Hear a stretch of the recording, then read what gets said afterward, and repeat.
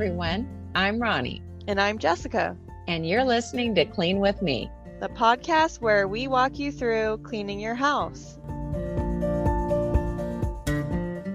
Thanks for joining me. In today's episode, we're going to do some speed cleaning in each area of your home. So it's time to do whatever you need to do to gear up for your cleaning session. Maybe you need to slip into something more comfortable. It's good to be comfortable when you're cleaning and also to wear something that you're not worried about getting a bleach stain on, since we are going to be working in the bathroom at some point during this episode.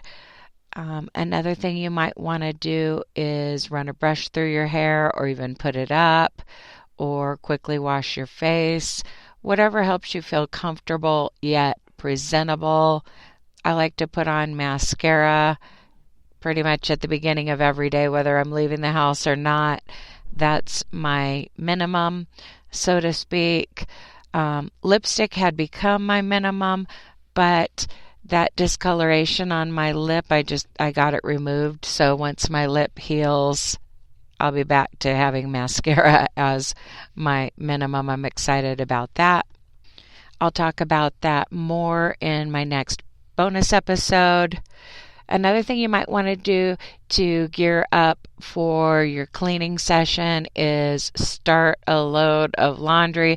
A while back, Jessica had mentioned to me that she starts a load of laundry and then cleans, and then after 45, 50 minutes, however long her washing machine takes, by then her house is clean. She switches the laundry from the washer into the dryer. And I thought that was a great idea, and I implemented it in a lot of the cleaning sessions on this show a while back. So maybe you do need to do a laundry switch or just start a new load. Another thing that you might want to do is straighten up your front entrance area or gather dirty dishes from around the house and get them soaking. I am really big on getting the dishes pre-rinsed and soaking. Right now, my dishwasher is in need of some maintenance.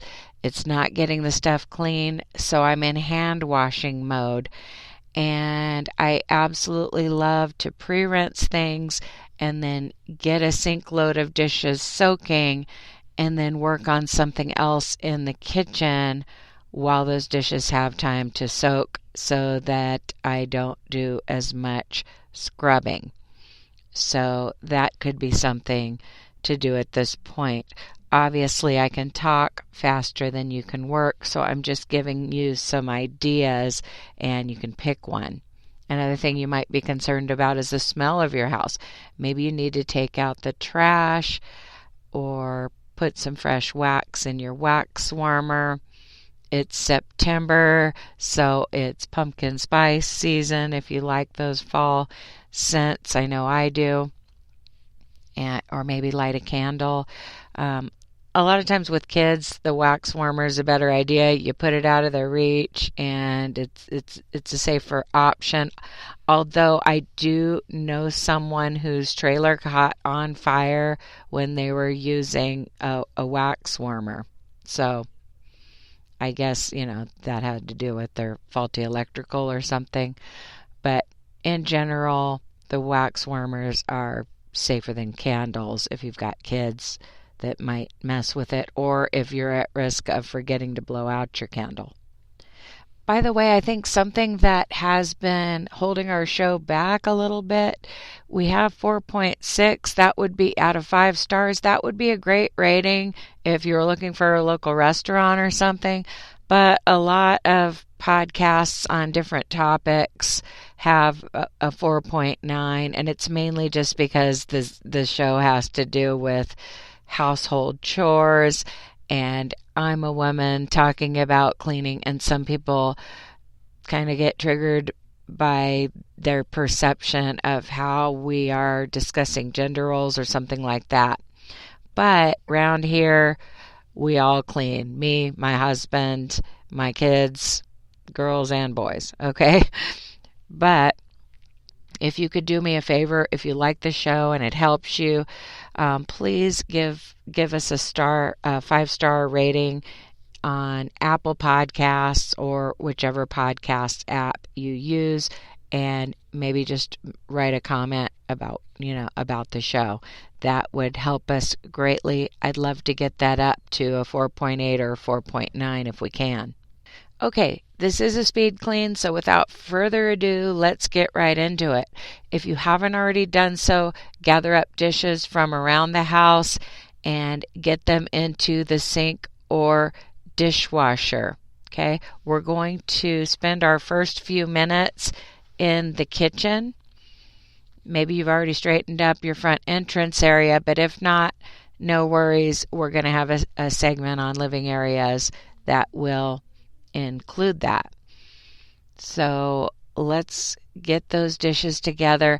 Maybe you're going to do an empty reload and run of the dishwasher, or maybe you're going to just pre-rinse that first sink load and get it soaking while you work around the kitchen.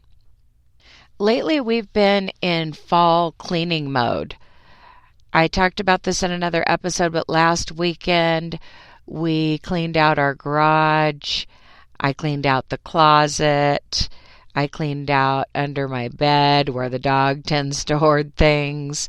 I started the process of cleaning out my hall coat closet. I do plan to clean out that coat closet completely, as well as my linen closet soon. But another thing I'm thinking about doing, I don't do it very often, but I'm probably going to start on it today, is decluttering and organizing in my kitchen. I don't have much that I need to get rid of. However, people tend to put things away wrong. And I also like to vacuum out the drawers, cupboards. We've got kids, so sometimes countertops get wiped down while drawers are open. And sometimes seasonings get spilled in the seasoning cupboards, things like that. Sometimes lids are missing because they're just getting stashed in random places. There are a few cupboards in particular. I mean, the usual ones where we keep our plates and bowls and where we keep our cups, those don't really need much help. But there are certain cupboards where I keep random gadgets and, of course, my pantry and rotating spice cabinet that needs some help. So just be working on those dishes. And of course, when you're done, it's time to speed clean the kitchen, which of course means wiping down the countertops, the stovetop, the exterior of the appliances, and just picking up and putting away any items that don't belong. Because let's face it, cleaning the kitchen isn't just about doing dishes and wiping surfaces. It's a room. There could be shoes under the table. There could be random items that people are plopping down at the edge of a counter or on the island. So just be working on your kitchen for the next few minutes while I continue to talk about this topic of fall cleaning. But one thing I did yesterday, I have 2 spice cabinets. There's a little tiny one that's in that convenient spot beside the stove, and that's where I keep those everyday seasonings. Of course, salt, pepper. The others kind of change, but typically garlic powder, onion powder, chili powder, and cumin. Now, don't get me wrong, I cook with a lot of other seasonings, but due to the size of that cupboard, I like to keep the other seasonings and spices in this rotating Lazy Susan cupboard that's got 2 shelves and tons of space. So typically I keep things like basil, oregano, thyme, different seasoning mixtures, cinnamon, allspice, all the things, right, in that larger cupboard that's a little harder to get to, but I want to be able to reach for the salt, pepper, onion powder, garlic, when I'm just, making a simple meal. Okay. So from time to time, people will put other seasonings in that easy to reach for cupboard. And also what happens sometimes is we end up using like a little baggie of chili powder and a little bit gets spilled in there, or, something gets knocked over. So something that I did that only took a minute was I removed most of the seasonings that are not everyday items to that other place. And then I used the vacuum attachment to vacuum up some chili powder that had spilled in there. Then I put a little container to set the bag in. That having been said, I do plan to get some mason jars and some labels for things that we buy that don't come in little convenient containers, or even some that do, but seasonings like chili powder and cumin that we can put in a jar and then put a little label on it. So anyway, that's something that I'm planning to do soon, kind of a fun project. Okay, this is a speed clean, so we're only going to spend a couple more minutes in the kitchen. I'm not going to talk about sweeping and mopping because I'm assuming that you're going to do that at the end of the episode, kind of to the whole house at once. Sometimes it makes sense to sweep and mop your kitchen and then take that broom and mop to the bathroom. So just an idea there. But I'm going to give you about another minute in the kitchen. Maybe you do have a bonus chore that you want to tackle in there that's not the usual, dishes and surfaces. Maybe you need to detail a high chair. Maybe you need to wipe the switch plates and outlets, or just like the backsplash area. Or maybe you're overwhelmed with dishes and you just want to get that next sink load soaking so that we can move on to another room and then come back to the kitchen afterward. I like to fill up the sink with the hottest possible water and then let that soak, and then once it's more comfortable to work in, the dishes have had time to soak. But it's time to wrap up what you're doing in the kitchen, even if that means letting something soak. It's raining today, and something about a rainy day just makes you want to do more work inside the house. You hear the term spring cleaning a lot, but I feel like I do a lot more fall cleaning than spring cleaning. Like spring is when we start working out in the yard. I probably will do a spring cleaning episode and do some spring cleaning just because I'm a podcast host and it's a thing. But I naturally love to clean and organize in the fall, and I realize it's not officially fall, but I kind of kick that off when September begins.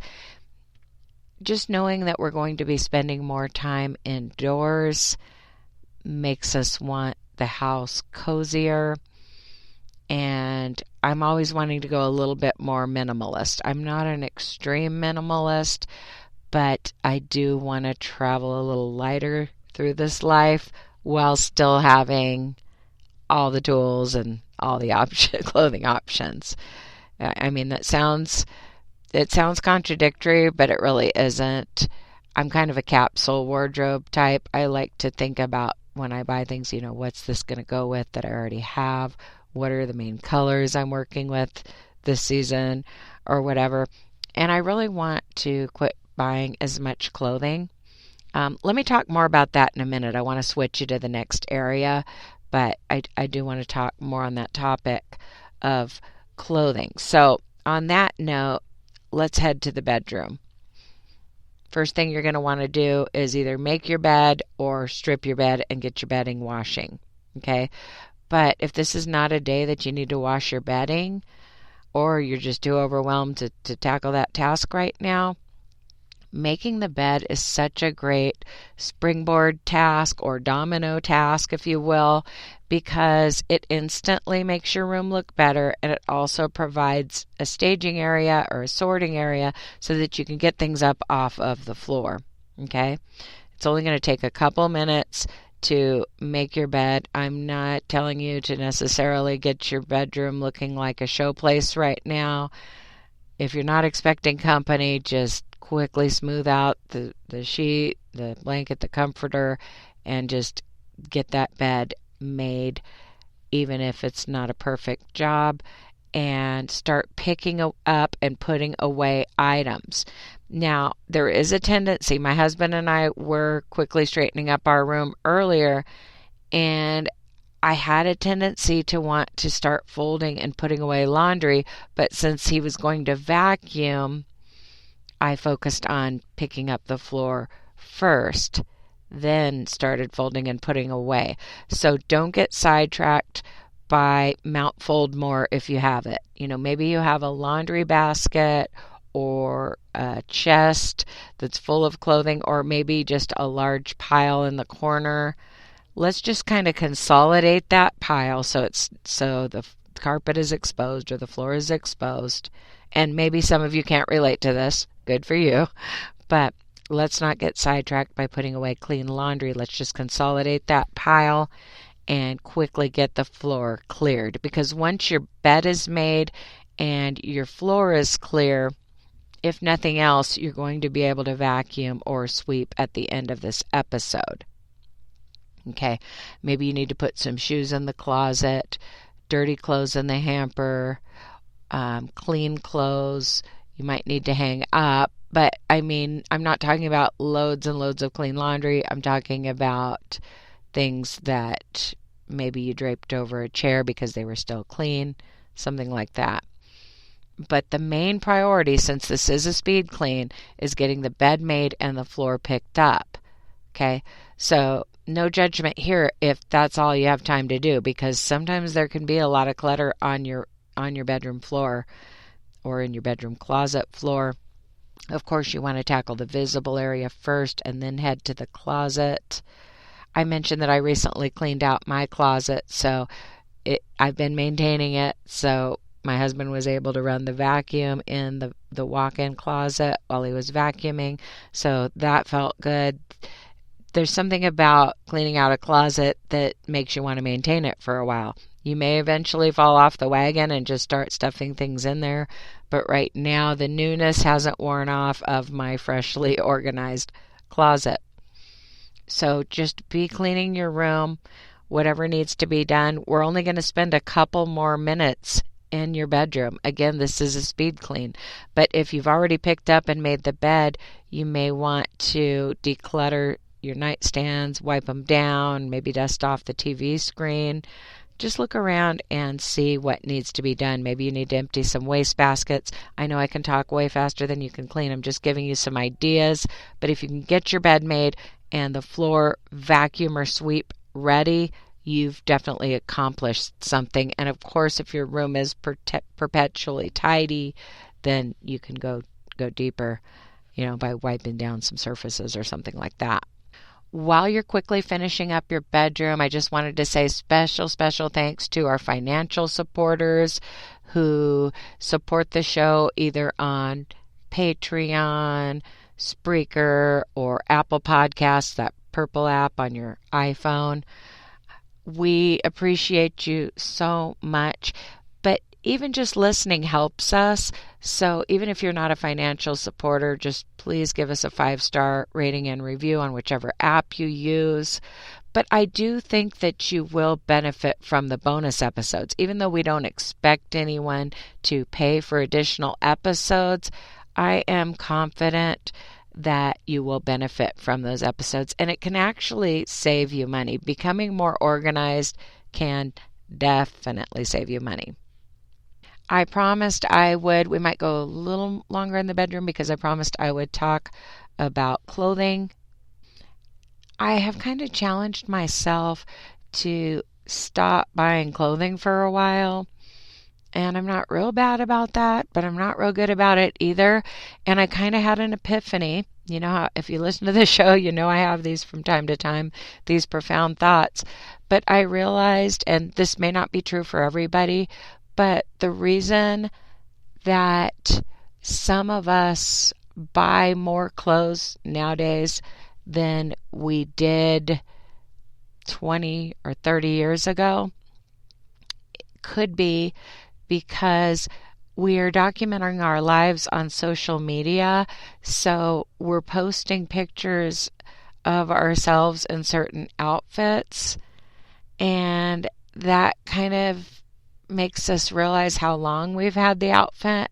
And then it's like, man, I've been wearing this dress since my 21-year-old daughter was like 3.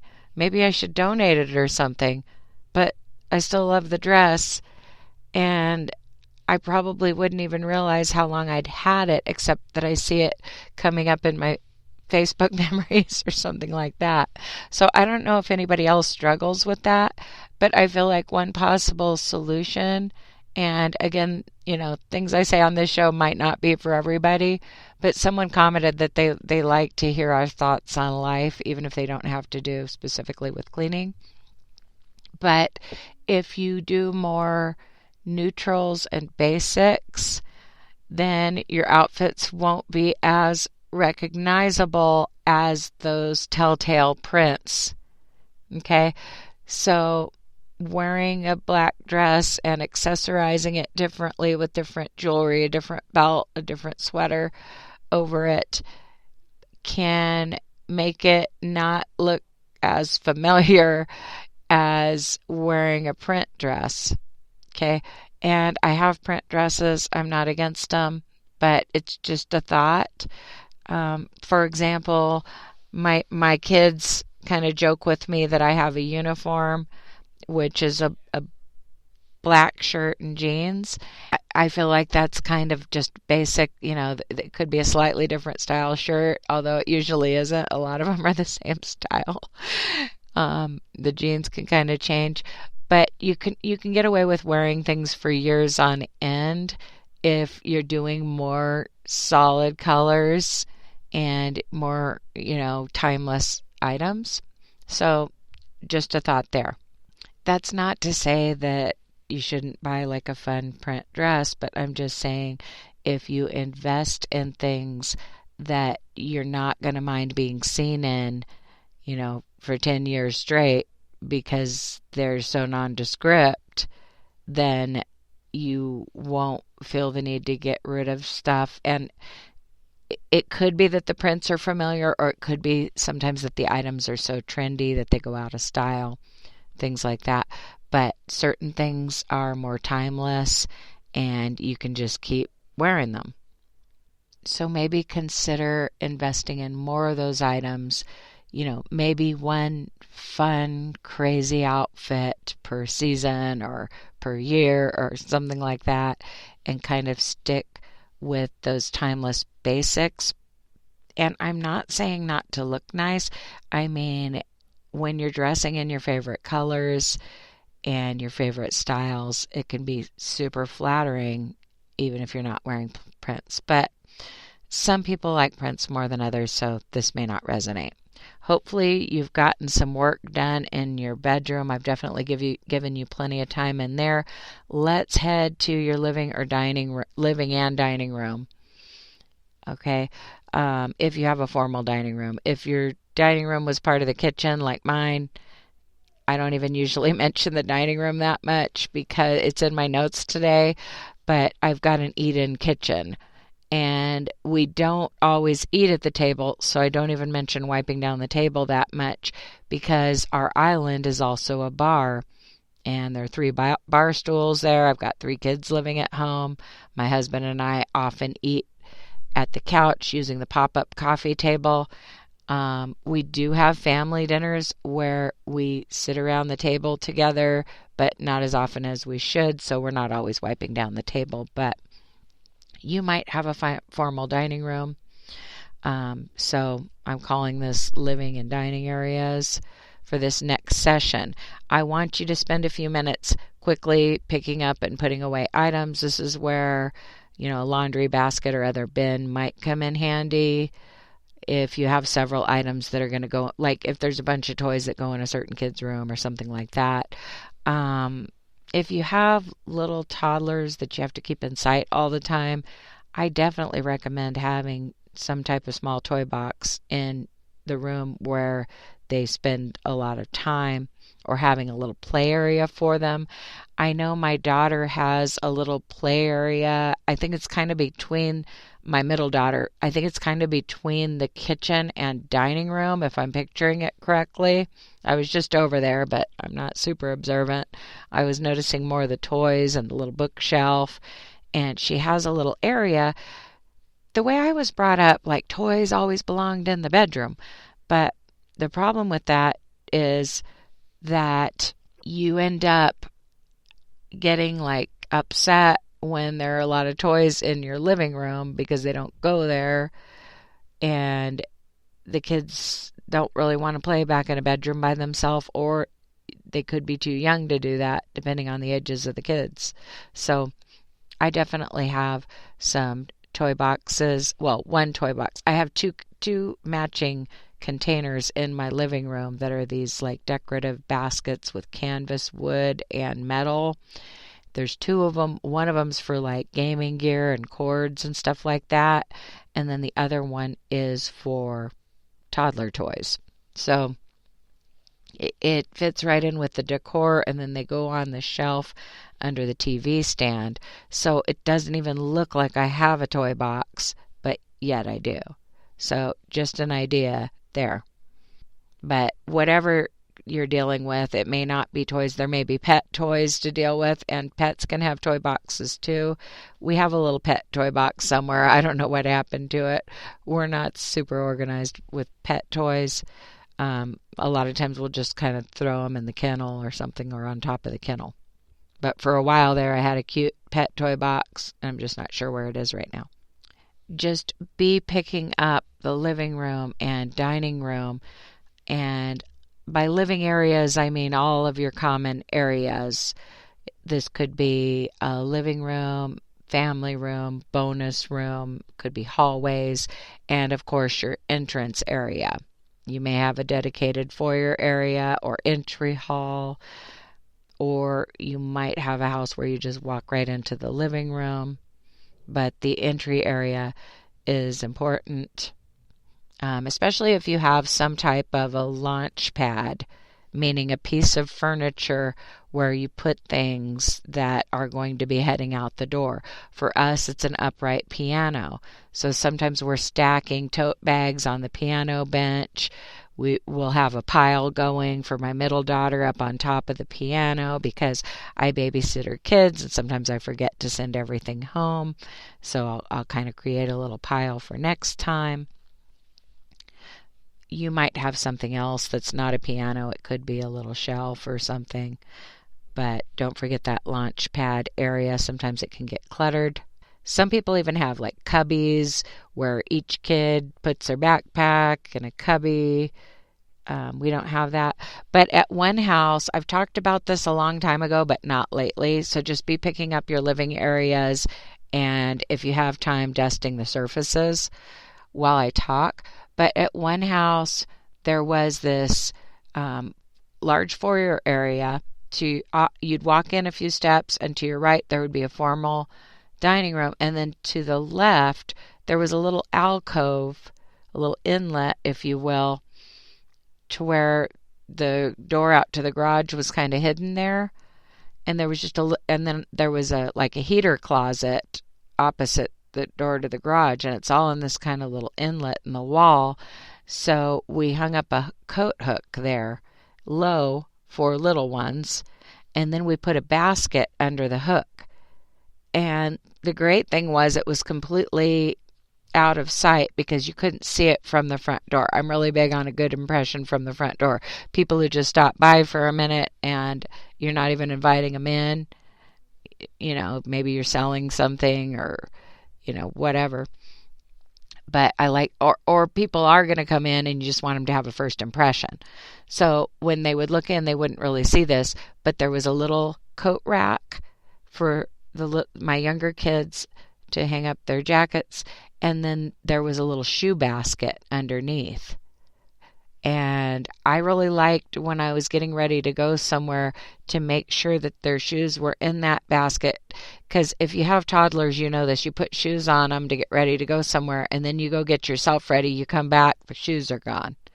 So the way I would get kids ready would be to put the shoes in the basket to make sure that they're ready, and then put them on at the last minute right before we're leaving. So these are just kind of some front room ideas. Another thing that just like came into my head was like, I'm thinking of putting a container by my front door for like an umbrella, and then maybe like a wooden Louisville Slugger for protection or something.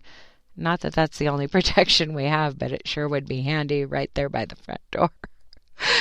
Random, but if the container was tall enough to kind of disguise that, I don't know, just a thought. I definitely like to keep things contained that are by the front door. For example, I go to a lot of people's houses and they've just got lots of shoes by the front door. I'm not thinking about anybody specific or anybody recently, but just over the years, I've seen this. A lot of times if I say something like this, people are like, oh, you were talking about me. No, but just over the years, I've noticed that other people tend to keep their shoes by the front door on a permanent basis. Not really my style, but what I like is when I see people who have kind of a container for the shoes. Sometimes there's even like a bench that you can sit on to put your shoes on, and they kind of go underneath there. Stuff like that. I just like to keep things contained in that front entrance area. If you just have your shoes spread out, no judgment here. It's just not my style. Hopefully, while I talk about this living area related stuff, you are picking up and dusting. Obviously, deep cleaning chores in those areas for your fall cleaning session later could be like removing the cushions and vacuuming out those cushions, wiping down, picture frames and things that you don't normally dust, stuff like that. But I'm going to do an actual fall cleaning episode. I think that's more about decluttering, even though I'm touching on it in this episode, because this is meant to be just a speed clean of your entire house.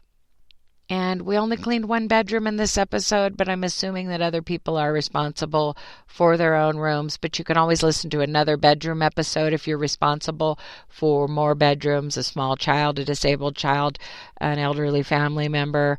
Okay, you can clean more rooms by listening to another bedroom episode, but this is a speed clean, so we're going to head to the bathroom. By the way, if you like long episodes, I do throw some long ones into those bonus episodes more often than I do on the regular episodes. Like if you want like a 50-minute episode, a lot of my bonus episodes are that long. And some of the bonus episodes aren't as long, but they're unique. For example, Jessica did an episode specifically geared toward kids. Let's head to the bathroom, and the first thing you need to do in the bathroom is kind of a pre-clean. You've got to clear off the vanity area, put things away, move things out of the way, maybe even clear off the floor if there's towels and other miscellaneous items on the floor. Get those picked up. I know it's not your fault. I know it's other family members dropping stuff all over the bathroom floor. No judgment here about the condition of your bathroom, vanity, and floor. Let's just quickly get it cleared off so that we can clean. And of course, certain things go there like the toothbrushes, but you move them out of the way because you're going to be spraying. First thing you want to do is get some toilet bowl cleaner into the toilet bowl, whether you're just using some type of Ajax or Comet or you're using a toilet bowl cleaner. Let's get that in there. Let's give the toilet bowl a swish to kind of coat the bowl, and then let that chemical sit and do its work while we work on the vanity and sink area and then of course the mirror. Okay. And again, we're going to do floors in one. Well, I'm going to remind you to do floors in one fell swoop. I'm actually running out of time, so you're probably going to listen to music or another podcast while you're doing the floors. Okay. Because there's not really much I can talk about when it comes to floors. I try to get you through the more tedious work.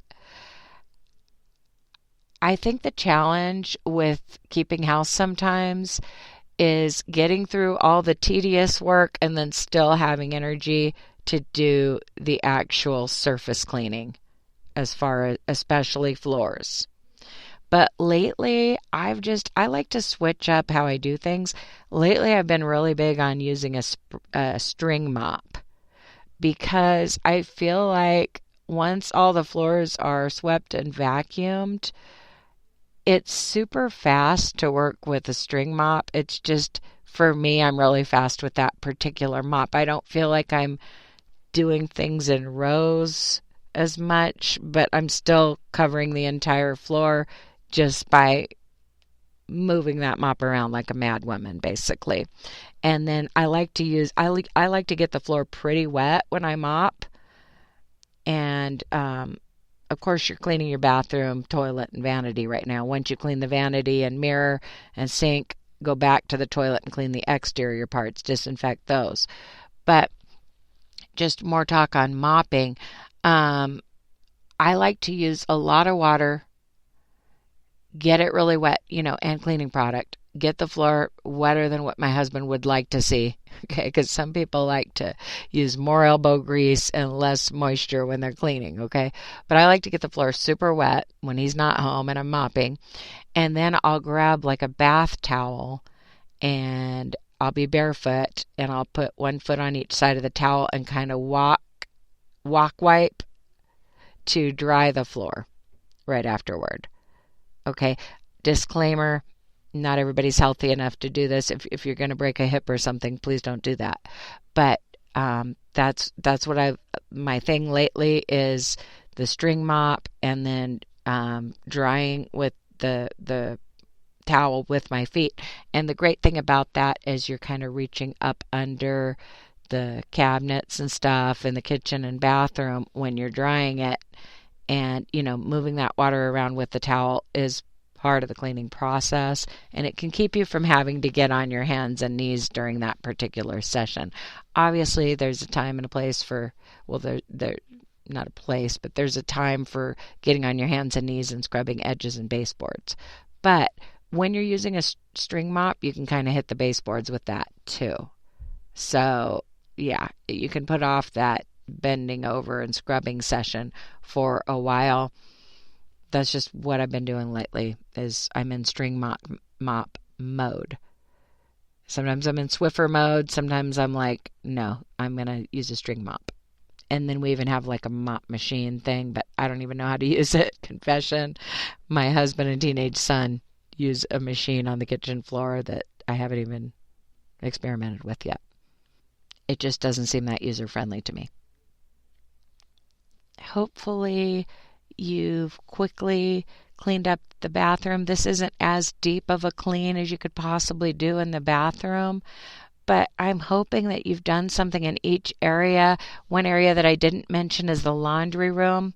Oftentimes in the laundry room, you just kind of need to pick up the floor and sweep, and then, throw away the lint that you have in some kind of container, hopefully, and maybe even wipe down the top of your washer and dryer.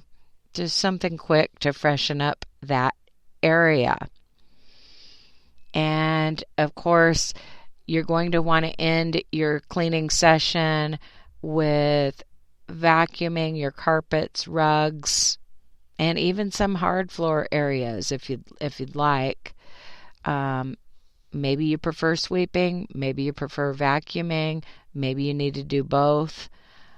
And then quickly mop the floors. And, maybe you feel like using a string mop because your floors haven't been cleaned properly in a while, or maybe you have a machine for that and you feel like emptying and refilling the tanks and figuring all that out. or maybe you just want to do a light shining with a Swiffer wet jet or the other Swiffer or whatever type of mop you use. And maybe you have some mirrors or other glass surfaces around your home, indoor windows. I encourage you, if you're just on a roll and you're ready to put on some music or maybe a true crime podcast or one of my other episodes, one of my more general episodes, you could quickly clean all of your floors and maybe your sliding glass door, living room mirror, and some other glass surfaces. I hope you got a lot done during this episode. I hope I've given you some food for thought. I hope you're excited about fall cleaning because I'm going to talk about it more in the next episode, which is going to be more of a decluttering / deep cleaning focus. Thank you so much for listening. I appreciate each and every one of you. And as always, happy cleaning. I'll talk to you soon.